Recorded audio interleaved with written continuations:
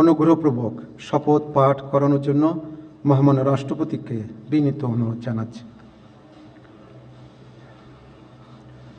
বিসমিল্লাহির রহমানির রহিম। প্রধান উপদেষ্টার শপথ। আমি মোহাম্মদ ইউনুস সশ্রদ্ধ চিত্তে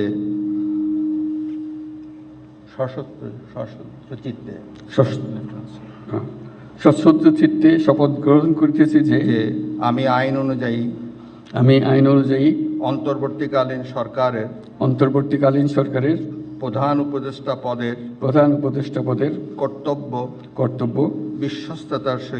বিশ্বস্ততার সহিত পালন করিব। আমি